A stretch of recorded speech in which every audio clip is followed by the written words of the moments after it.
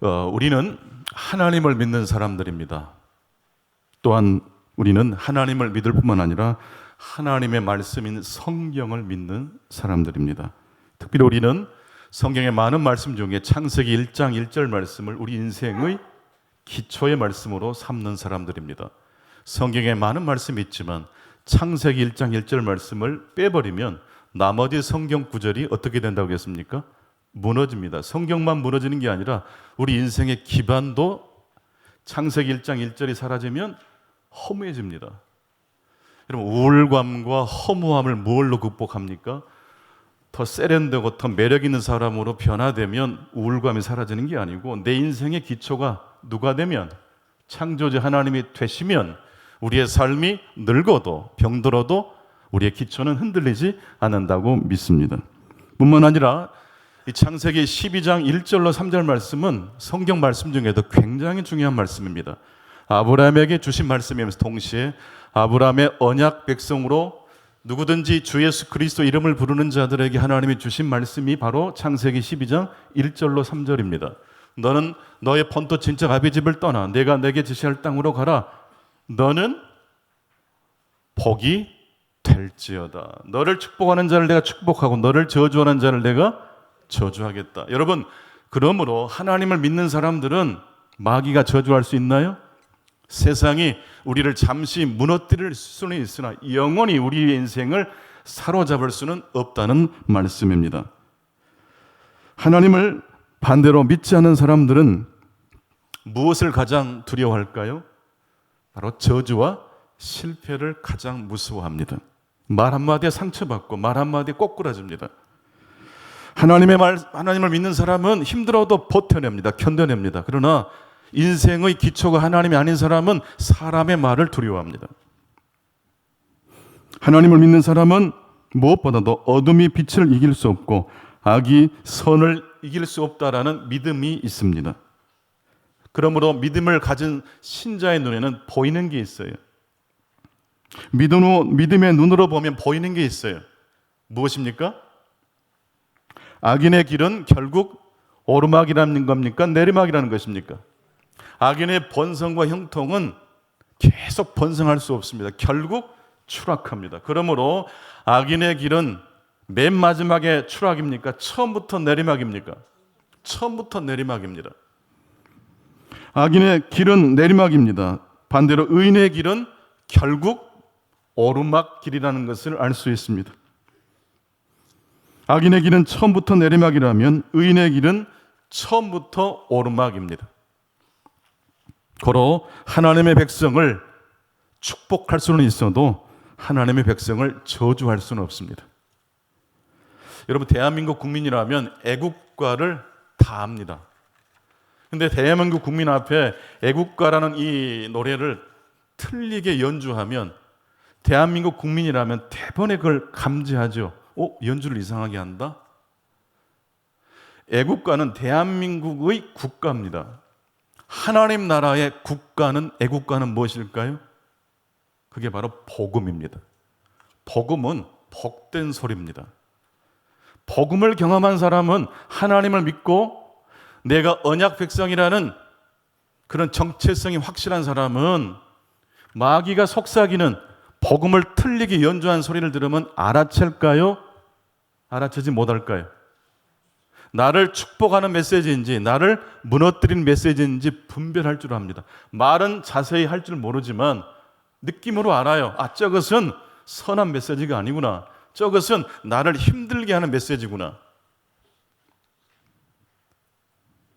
신자는 말씀을 들을 때, 복음을 들을 때 금방 알아챕니다. 힘들어도 우리 인생이 절망에 휩싸여도 복음을 들으면 신자들은 살아납니다. 우리가 애국가를 연주하는 것만 들어도 가슴이 뛰잖아요. 우리는 성경 말씀을 읽고 또 말씀을 선포하는 자리에 앉아 있을 때 가슴이 어때요? 뛰어요.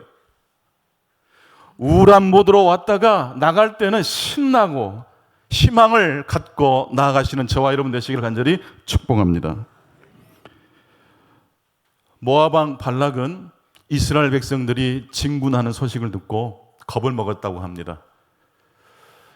이 많은 백성들이 우리나라를 쳐들어오면 우리는 틀림없이 무너지고 말 텐데 걱정이 계속 쌓이니까 잠을 이루지 못합니다. 그래서 발락 왕이 생각해냈던 것은 바로 발람이라는 선지자를 데리고 와서 이스라엘을 저주케 하게 되면 우리에게 훨씬 유리한 전쟁을 할 수 있겠다라고 생각을 한 것입니다. 이게 하나님을 믿지 않는 자들의 스토리입니다. 믿음이 없는 사람들은요, 나와 적대 관계 있는 사람이 무너져야 내가 행복하다고 생각을 해요. 너무 좁아요.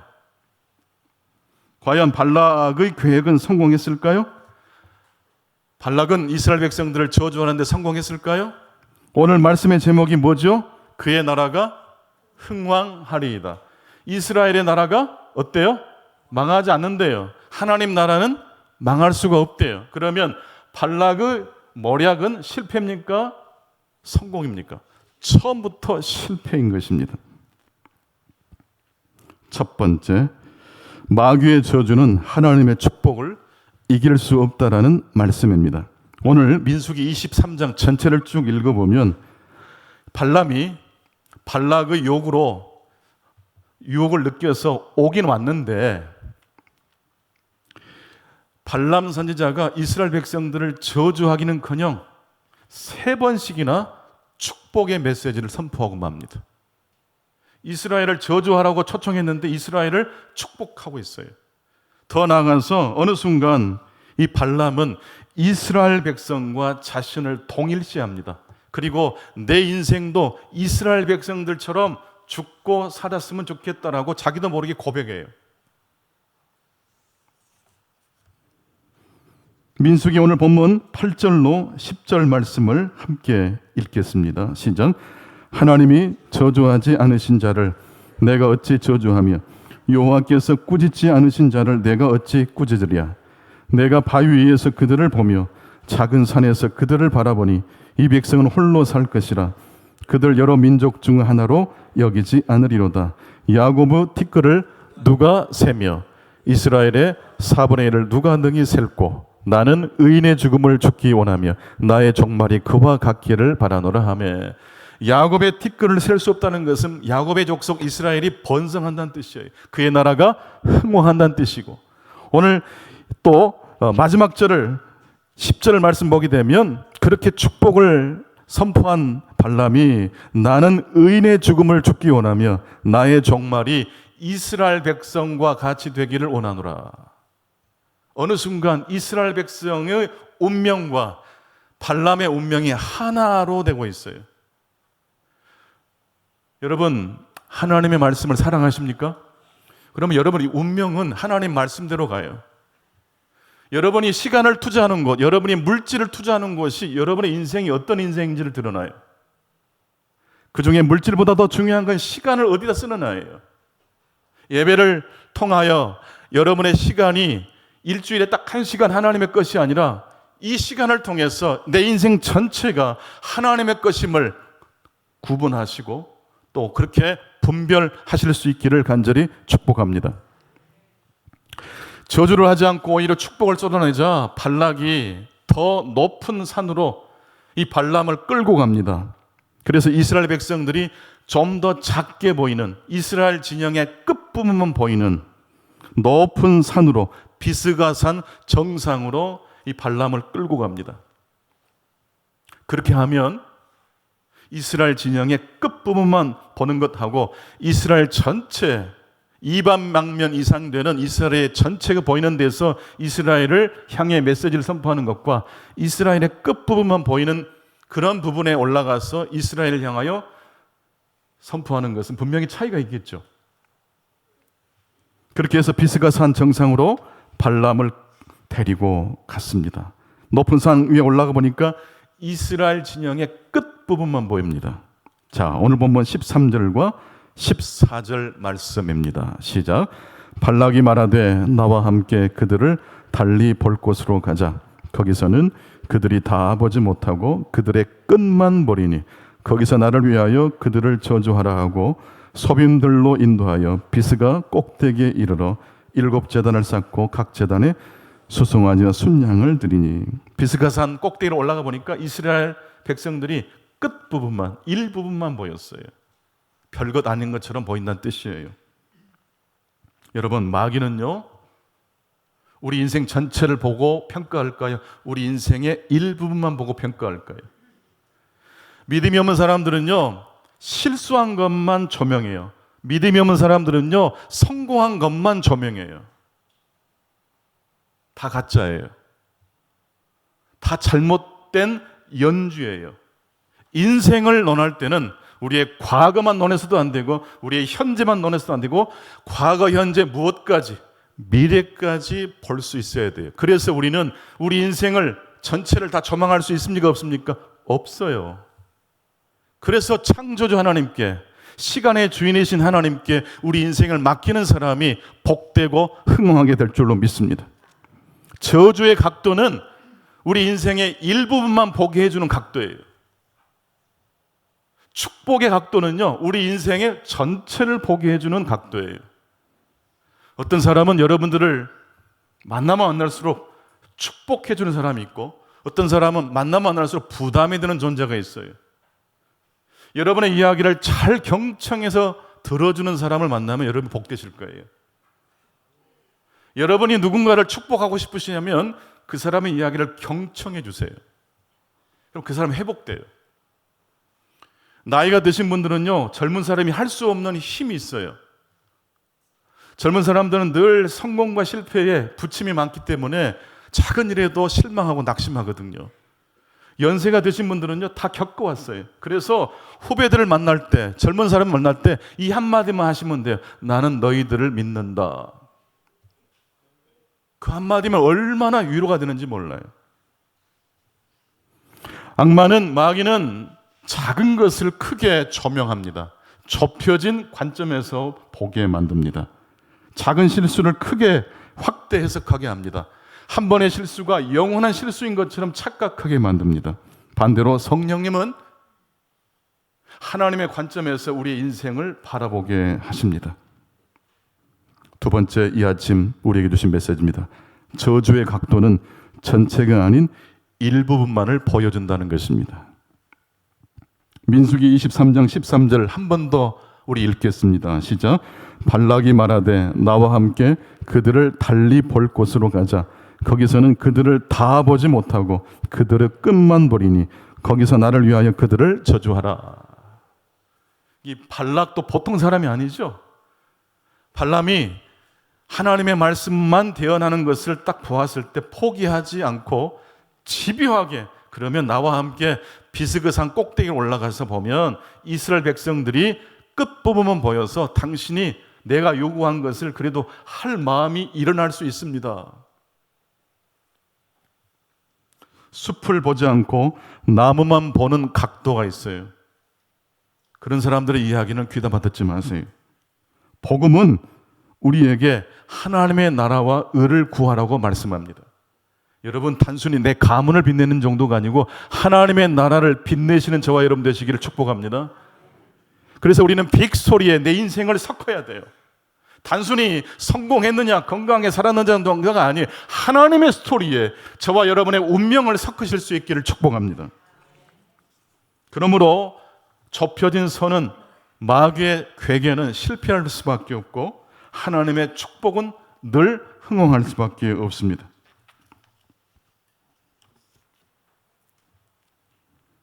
하나님은 하나님의 백성을 어떤 관점에서 보시는지, 특별히 우리 삭개오 이야기를 통해서 하나님의 복음의 각도가 어떤 각도인지를 미루어 짐작할 수 있습니다. 일반 사람들은, 삭개오를 다 아는 사람들은 삭개오를 정말로 증오했어요. 매국노라고. 돈은 많은데 명예는 없어요. 사람들에게 인정을 받지 못해요. 돈은 많은데 친구가 없어요. 외모에 컴플렉스도 있어요. 하지만 삭개오는 돌감나무 위에 올라가서 예수님이 지나가시는 그 동안이라도 예수님을 먼 발치서라도 바라보고 싶었어요.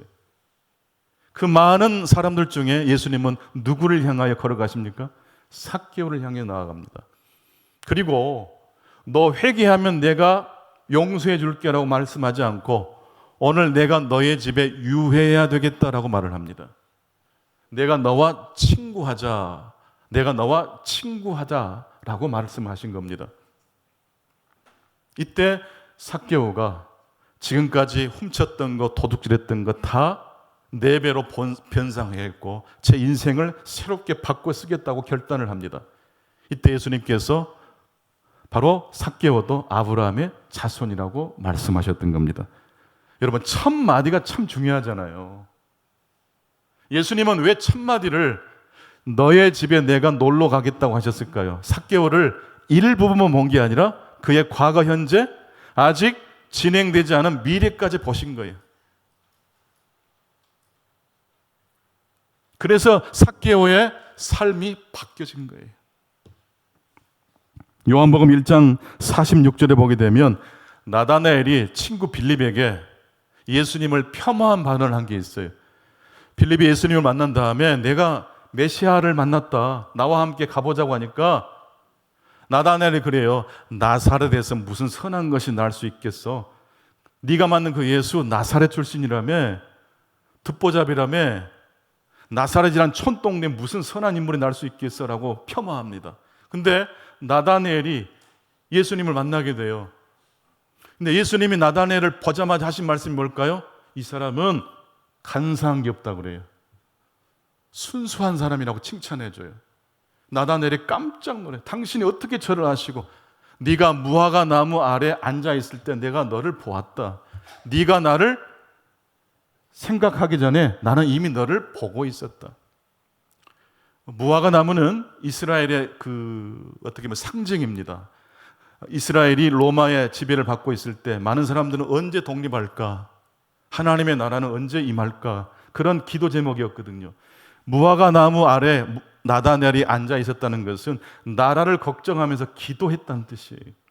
네가 기도할 때 내가 너를 보았다라고 말씀하신 거예요. 깜짝 놀란 나다나엘이 오 주님이라고 고백하자 예수님께서는 이렇게 또한 말씀하십니다. 요한복음 1장 49절에 이보다 더 큰 일을 보게 될 것이다. 다 같이 하십시다. 이보다 더 큰 일을 보게 될 것이다. 이건 나다나엘에게 하신 말씀이며 동시에 오늘 이 아침 여러분에게 주신 하나님의 말씀인 줄로 믿습니다. 과거, 현재가 있어요. 그러나 우리는 아직 미래를 몰라요. 이보다 더 큰 일이 여러분과 저의 삶에 오고 있는 줄로 믿습니다. 마귀는 항상 일부분만 보게 만듭니다. 실패만 보게 만들고 성공만 보게 만듭니다. 전체를 보지 못하게 만듭니다. 저주의 각도에서 탈출하실 수 있기 바랍니다. 복음의 각도, 예수님의 시선으로 삭개오를 변화시켰던 그 스토리가 저와 여러분의 스토리가 되시기 바랍니다. 이제는 남편에게, 아내에게 찾아갈 때 복음의 각도로 봐야 돼요. 우리는 하나님을 믿는 사람이기 때문에 저주 대신에 축복을 선포해야 됩니다. 저주의 각도에서 보지 않고 축복의 각도에서 내 자신을 바라보고 다른 사람을 바라볼 수 있어야 합니다. 그렇다면 무엇이 저주고 무엇이 축복이라는 말씀입니까? 좁게 보는 것이 저주고 넓게 길게 보는 것이 축복이라는 말씀입니다. 여러분, 우리 교회 예배당 성전 건축 언제 완공되지요? 내년 6월 빠르면 7월 정도는 완공된다 그래요. 근데 6월과 7월에 완공되기 전에도 여러분의 마음에는 이미 완공되신 것 같지 않습니까? 믿음이라는 그게요. 믿음은 바라는 것들의 실상이 되기 때문에 그렇습니다. 그런데 오늘 본문의 핵심의 구절은요, 민수기 23장 21절입니다. 복음의 각도에서 본다는 것, 저주의 각도가 아닌 복음의 각도에서 인생을 바라본다는 의미가 뭐냐? 대관절 그렇게 한다는 의미가 뭐냐? 23장 21절입니다. 같이 보시죠. 시작. 야곱의 허물을 보지 아니하시며 이스라엘의 반역을 보지 아니하시는도다. 여호와 그들의 하나님이 그들과 함께 계시니 왕을 부르는 소리가 그 중에 있도다. 하나님께서는 이스라엘의 야곱의 무엇을 보지 않으세요? 허물을 보지 않으세요. 이스라엘의 뭘 보지 않으세요? 반역을 보지 않고 여호와 하나님께서 그들과 동행하신대요. 이게 복음인 줄로 믿습니다. 근데 여기서 허물을 보지 않으셨다, 반역을 보지 않으셨다는 말씀을 제대로 잘 해석해야 돼요. 이스라엘 백성이 허물이 있다는 겁니까? 반역을 했다는 겁니까? 허물도 없고 반역도 하지 않았다는 것입니까?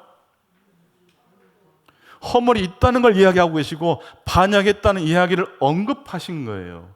그리고 죄를 언급하신 다음에 그 죄 옆에 하나님의 자비를 언급하신 거예요. 여러분, 죄는 감춘다고 없어지지 않아요. 죄는 드러내야 돼요. 죄는 인정해야 돼요. 그리고 죄를 인정한 다음에 반드시 그리스도의 복음을 바라보실 수 있기를 축복합니다. 죄만 바라보면 쓰러져요. 성공만 바라보면 교만해져요. 죄를 바라보고 그 죄를 인정하되 그리스도의 자비로운 복음을 바라보실 수 있기를 축복합니다. 이게 복음입니다. 세 번째, 그러므로 복음은 인간의 죄와 하나님의 자비를 말하는 복음입니다. 우리 아이들에게, 자녀들에게 사랑과 평화를 가르치는 것 굉장히 중요합니다. 동시에 우리는 우리 자녀들에게 죄와, 인간의 죄와 하나님의 자비를 꼭 가르칠 수 있어야 돼요. 인간의 죄와 타락을 이야기하지 않고 하나님의 자비를 이야기하지 않고 인간의 평화, 사랑만을 이야기한다고 해보세요.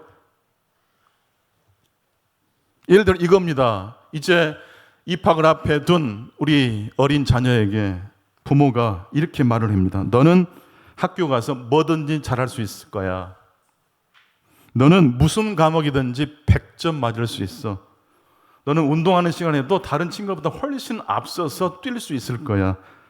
혹시 실패하더라도 너는 금방 바로 잡을 수 있을 거야. 얼마나 좋은 메시지입니까? 그런데 이 메시지를 주구장창 365일 내내 아이들에게 해준다고 생각해 보세요. 그 아이는 잘 자랄까요? 아니면 황폐하게 변할까요? 우리는 이런 메시지를 들어본 적이 없기 때문에 잘 이해가 안 되죠. 늘 부모님께 구박받고 막 좀 지천도 많이 들었기 때문에 잘 모르는데, 예를 들어서 우리 자손들에게, 손주들에게 너는 항상 잘 될 거야. 항상 1등일 거야. 너는 실패해도 곧바로 일어날 거야. 이게 좋은 말처럼 보이지만 이게 지옥으로 넘어뜨리는 거예요. 인간은 죄악 중에 출생했기 때문이에요. 인간은 결코 완전하지 않아요. 자신의 허물을 아는 사람만이 그리스도의 복음을 앙망하는 줄로 믿습니다. 인간의 죄를 언급하지 않고 긍정만 이야기할 때 아이들의 정신은 황폐해집니다. 오히려 우리 아이들이 자신의 재능과 결점을 다 알고 성과와 무관하게 사랑받는 하나님의 자녀라는 사실을 알도록 양육해야 될 줄로 믿습니다. 그게 복음이고 그 복음이 우리의 자녀를 살리게 될 것입니다. 영국의 유명한 무신론자 중에 프랜시스 스퍼포드라는 분이 계시는데, 이분은 굉장히 지적인 분이고 또 논리적으로 복음을 반대했던 분이에요. 모아방 발락 같은 사람이에요.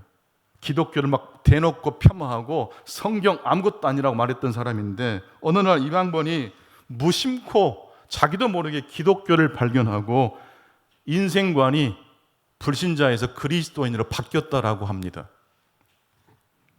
반기독교적인 사람이었고 속물이었던 그는 어느 날 자신이 자기도 모르게 기독교인이 됐다고 고백했습니다. 어느 날 가만히 혼자 있는데 정말 자기 자신을 생각해 보니까 너무 실수를 많이 하고 우발적으로 뭔 일을 터뜨리는 성향을 가진 사람이라는 걸 자기가 인정하게 되더래요. 뭔가 열심히 하면서 부딪히는 걸 잘했고 또 뭔가 집중적으로 하긴 하는데 선을 위해서 뭔가를 막 하는 게 아니라 자꾸 지적하고 파괴하는 데 열심을 냈다는 그런 자신의 모습을 보게 된 거예요. 그런데 그런 자신의 모습을 인정하지 않을 수도 있는데, 그래 내가 바로 그런 사람이야 라고 인정을 하게 되더래요. 그러자 비참해지는 것 대신에 해방감을 얻게 되었다고 합니다. 비참해지는 게 아니라 뭘 얻어요? 해방감을 얻게. 나 굉장히 성격이 고약한 사람이야. 나 늘 투덜댔던 사람이야. 그게 나지. 그걸 인정하는 순간 참담해져야 되는데 오히려 해방감을 느끼게 되더래요. 인간은 의인이 아니라 죄인이라는 사실을 인정하니까 갑자기 교회가 보이더래요. 오늘 말씀은 세 가지로 드렸습니다. 첫째, 마귀의 저주는 하나님의 축복을 이길 수 없습니다. 믿으십니까? 두 번째로, 저주의 각도는 전체가 아니라 일부분만을 보게 해준다는 특징이 있다는 것입니다. 마지막 세 번째, 복음은 축복의 각도는 인간의 죄와 하나님의 자비를 말한다는 것입니다. 나디아 볼즈웨버라는 여자 목사님 이야기입니다. 이 책을 쓰신 분인데요, 키는 1m 85 정도 되시고 온몸에 막 문신이 막 쓰여 있어요. 성공의 사제이신데 이 문신이 세상에서 한 가닥 놀 때 했던 게 아니라 이분의 소명은요, 알코올 중독자, 마약에 찌드는 사람들을 불러 교회를 형성하고 그런 분들을 중심으로 교회를 하라는 소명을 받으신 분이에요. 근데 문신은 문신인데 성경 내용을 새겨놓은 거예요. 운전하고 가다 보면 이따만 등치 큰 사람들이 막 윙크를 하고 지나간대요. 자기 동족처럼. 그러나 이 라디아 목사님은 겉모양만 이렇지 사실은 신실한 목사님이세요. 이 목사님이 창립한 교회 이름은 모든 죄인과 성인들의 집입니다. 죄인과 성인들이 모이는 집, 이게 이 목사님 목회하시는 교회 이름인데요, 목사님은 예배 시간에 성도 간에 인사할 때 있잖아요. 인사할 때 꼭 이렇게 인사를 시키십니다. 모든 죄인과 성인의 집에 오신 것을 환영합니다. 우리는 여러분을 반드시 실망시킬 것입니다. 같이 읽겠습니다. 시작. 모든 죄인과 성인의 집에 오신 것을 환영합니다. 우리는 여러분을 실망시킬 겁니다. 보통 교회를 소개할 때 우리 교회는 사랑이 넘쳐요, 우리 교회 목사님은 너무 신실하셔요 라고 교회를 막 홍보하잖아요. 요즘 그런 거 안 통하는 거 아시죠? 요즘 현대인들은요 다 알아버렸어요. 그냥 쉽게 말하면 일부분을 과대 포장하는 거 설득 안 돼요. 오히려 정직해야 돼요. 우리 교회는 사랑도 있지만 뭣도 있어요? 실패도 있어요. 우리 교회는 너그러움도 있지만 좁혀진 선도 있어요, 없어요? 있어요. 그런 교회라야 우리를 정직하게 만들어요. 그런 교회라야 우리를 복음을 만나게 해준다는 말씀입니다. 인간은 누구나 불완전합니다. 그렇기에 서로에게 실망할 수밖에 없는 존재입니다. 그것을 인정해야 합니다. 그것이 부분이 아닌 전체에서 인생을 바라보는 것입니다. 우리는 모든 누군가를 실망시킬 준비가 되어 있습니다. 불완전한 존재라는 것입니다. 하지만 그 불완전한 깨어진 틈 사이로 하나님의 은혜의 빛이 들어옵니다. 우리 교회는 어떤 교회입니까? 충광교회는 어떤 교회입니까? 사랑이 많은 교회입니다. 동시에 부족함이 참 많은 교회입니다. 그런 교회에 오신 여러분들을 다시 한번 환영합니다.